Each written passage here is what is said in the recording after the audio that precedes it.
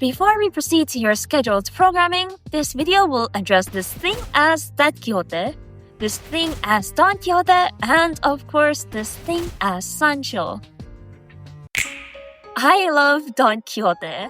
While it may be less than Ishmael, throughout my time playing Limbus Company, I've always had a soft spot for her. At the start of the game's launch, I placed her as my second favorite sinner. I loved her design. Look at those irresistible eyes!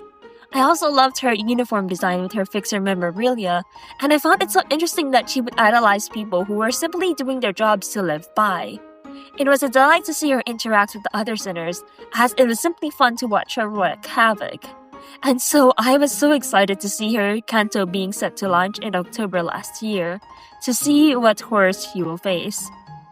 And besides, it almost seems so unrealistic for someone to be so oblivious to the horrors living in the city. But, oh boy, it was certainly unrealistic. Like the name of Don Quixote's Canto, the dream ending, we come to see the dream end in multiple ways. While in Murder on the Warp Express, we learn that the Don Quixote, who is always passionate and brimming with life, is just a facade, but in Canto 7, we learn the full extent of this. She was someone who seemed to be so filled with purpose, yet it was all a lie. All the stories we see through Sancho's machinations were hers. The Don Quixote we know of is not real. That was merely a role that was superimposed onto Sancho as she wore Rocinante. The true person behind this character was pessimistic and grounded, a great contrast to the person we thought she was. And despite the drastic transformation from Don Quixote to Sancho and all of her fantastical adventures, she was unable to change at all.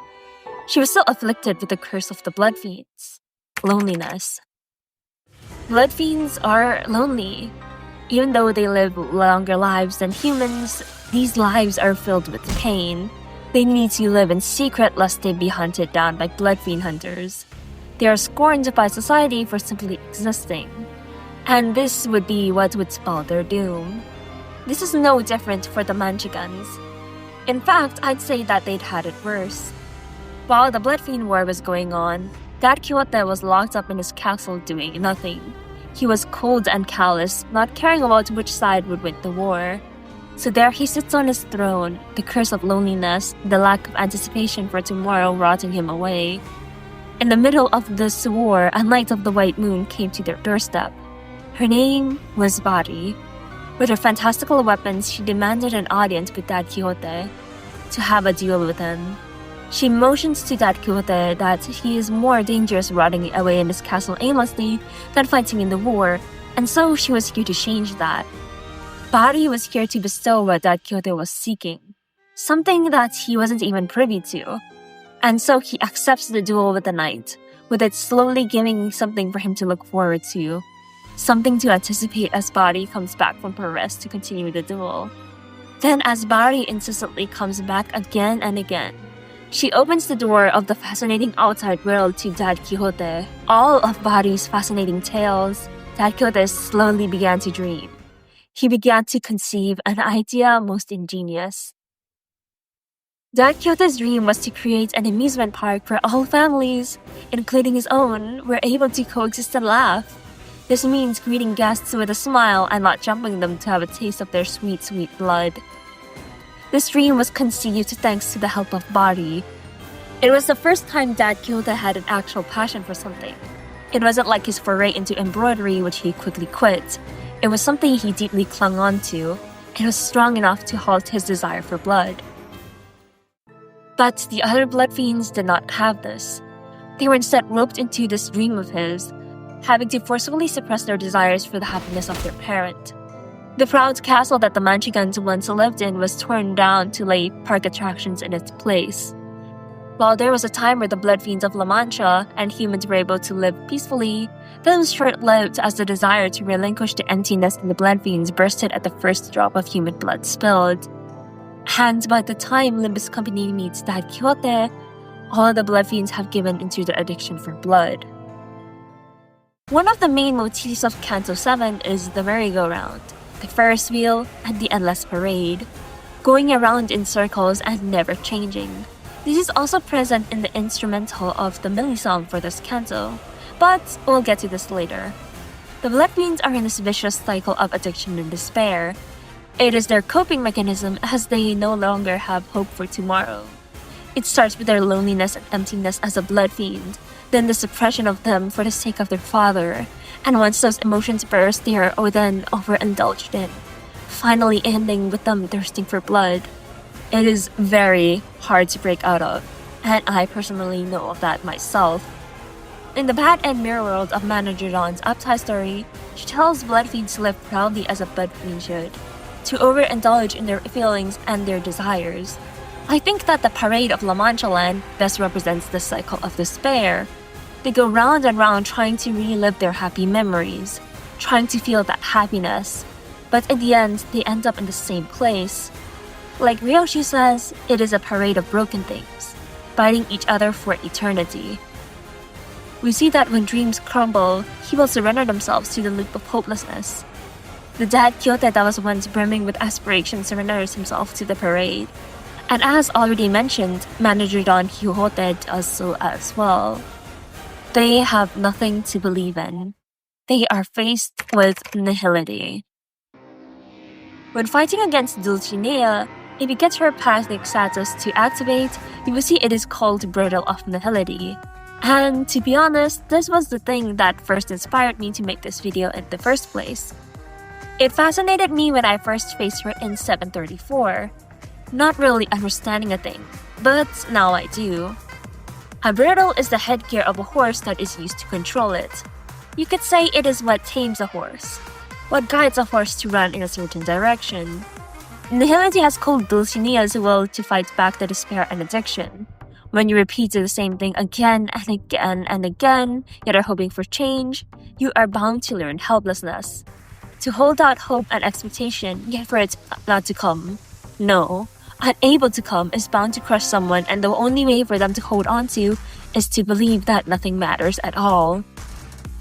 These second kindreds also parallel and contrast each other in other ways as well. What separates Dulcinea and Sancho is how Dulcinea doubles down on this emptiness, but Sancho finds a dream to hold on to. When Sancho was still human, she wanted to die and felt empty because of loneliness, but she grasped onto Don Quixote when he offered to make her his family.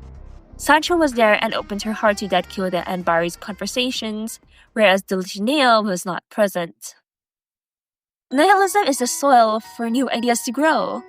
When you believe in nothing, it gives you the chance to believe in something if you allow yourself to do so. So with the familial love Sancho had for her father and a spark of curiosity, without knowing it, she was saved. It needs reminding that the blood fiends' belief in nothing is to escape their suffering. They yearn for nothingness, to start over, but are unable to attain it. But then there is Sancho, who has drunk from the river of oblivion, Lethe, who was able to be human and bear the name of Don Quixote. Oblivion is ignorance, and ignorance is bliss. Her eyes were able to sparkle with life. As Don Quixote, she was able to run away from the blood fiend's suffering. Dulcinea remarks that she hated Sancho's eyes back then, as Sancho was not affected by the thirst for blood. And now that those eyes sparkle as Don Quixote, she hates them even more as they are ignorant of even more pain of the family. Dulcinea hated those eyes that were able to dream, as she has doomed herself to unable to do so. However, as Dulcinea was faced with Don Quixote in the parade, that was the dream superimposed onto Sancho, painted as a responsibility. It was only Sancho playing a role. Even though it was just a role, the spark in Don Quixote's eyes still existed. But because it was a role, one acted out with no restraint at all, it wasn't just sunshine and rainbows. Early story Don Quixote is categorized by her impulsivity. At the beginning of Canto 1, she impales Ryoshi with her lance in the name of justice, because Ryoshi killed Heathcliff and Ishmael, but fails to realize that she as well killed Ryoshi as well. In Canto 2, she was the one who influenced Dante to use off the luck they had been saving to gamble at the casino heist. And then in Canto 3, she broke one of the taboos of K-Corp and caused all of the sinners to be beaten up to hell and back by Siegfried, all to save a child getting separated from their father. something that is poetic in retrospect. She was always rushing forward, but that always ended up with her going 2 steps forward, 3 steps back. And at one point in time, I was like that too. Truth be told, the hard time that I was talking about in my Ishmael video was me being in the ward. And no, I would not like to get into the logistics of me replaying Canto 5 story in my head while I was strapped to a bed. But anyways, my experience in the ward was monotone as monotone can be. There were no books to read, activities to do, or even friends to make, as the people in there were much older than I was. If I thought that my time of locking myself away in my room and staying up late to doomscroll was unfulfilling, then being in this ward was more excruciating unfulfilling than I could ever imagine. As such, once I was set to go home, I was determined to never go back. I entered this manic state of obsessively keeping a Google Docs file, logging at least 2 pages of my day. Twice, in the morning and night. If my classmates found me mildly annoying back then now my every action was annoying tenfold. I chatted up people who didn't want to talk to me. I crossed boundaries unknowing of how the other person felt. I treated the world like it was made out of cardboard cutouts. It couldn't hurt me again, but all I did was trample on real people instead. But just like how Don Quixote's bubble burst, so did mine. As Sancho remarks, I thought I had been galloping towards something, but I was only going in circles. I didn't actually connect with the people around me. I was only spouting some nonsense to keep myself from breaking. My dream was shattered. When my friends confronted me and told me that I was doing more harm than good, it felt like the foundation I had built for myself crumbled, and I fell back down to the void. I returned to shutting myself up, seeing as I was better than being an annoyance. But despite all the emptiness and loneliness, deep down I didn't want to give up. Even though I was putting on the facade of someone blazing with aspiration and passion, the hand that desperately wanted to grasp onto something was undoubtedly mine. And as that hand aimlessly reached out into the brave new world, there were actually people who decided to hold on to it. And these people would come to be my dearest friends and somewhat of a found family to me. Like how Don Quixote found her family of 12 companions, so did I. With my friends, I went to cosplay events and took pictures and had a lot of fun. All of the emotions that I felt that I related to Don Quixote were perfectly reflected in the mini song for this canto. Listening to the song felt like reading a story, one where we grow up alongside the protagonist. It is a song that many people love, including myself, and it feels wrong to not talk about it in a video about Canto 7. The first part starts with childlike wonder, a perfect world where nothing can go wrong. I mean, the hills are green and the birdies sing. It made me think of a time where I was not hurt by anything, when I was still innocently smiling and laughing. Like a child under the care of their parents, they are shielded from the realities of the world. But of course, the second part hits. The dream ends. As we grow up, we are exposed to how depressing reality is. And this is the part where I say that part 2 is me in the ward. It felt like a never-ending nightmare. Listening-wise, this is my favorite part. The cyclical nature of the song is so good at making me focus, and I've used this part to help me concentrate while working on the script. However, symbolism-wise, the fast part is my favorite. It's because I couldn't help but think of my sporadic moments when I was fresh out of it. It reminded me of Don Quixote at the start of Limbus' story, and in turn, myself from that time. Our protagonist is desperate to cling on to something, desperate to cling on to the dream that has ended. It honestly felt really jarring to listen to at first, but when integrated into its dedicated cutscene and combined it with my experience, I love it. It breaks the flow of the whole song, like jolting up from a dream. It also adds depth to the whole piece, as part 1 and part 2 have more simple melodies. But of course, we all yield to hero's ending.